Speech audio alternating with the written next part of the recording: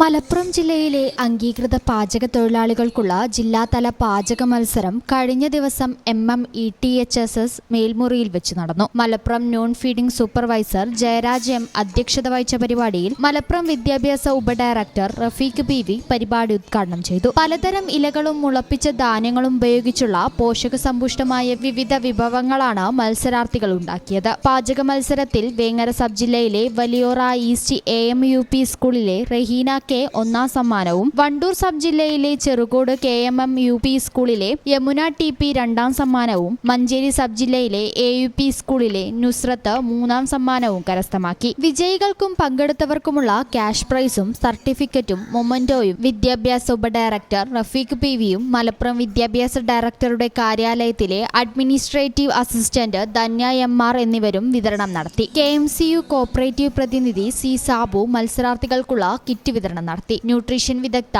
Shaiji C മത്സരാർത്ഥികൾക്ക് ഭക്ഷ്യസുരക്ഷ, nutrition തുടങ്ങിയ വിഷയങ്ങളെ സംബന്ധിച്ച് ബോധവൽക്കരണ ക്ലാസുകൾ നടത്തി. പാചക വിദഗ്ധൻ കൃഷ്ണനുണ്ണി മാസ്റ്റർ പാചക തൊഴിലാളികൾക്ക് വേണ്ട നിർദ്ദേശങ്ങളും നൽകി.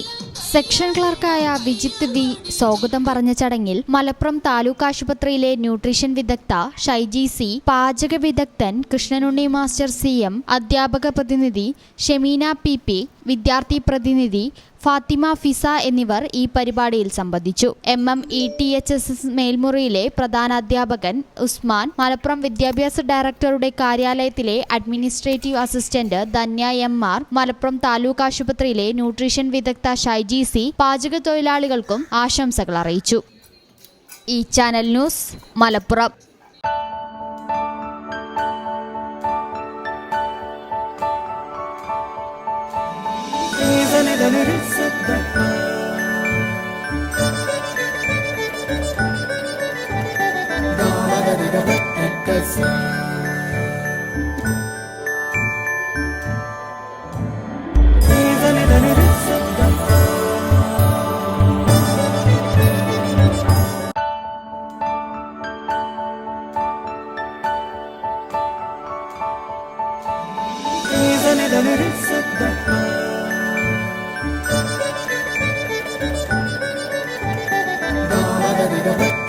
See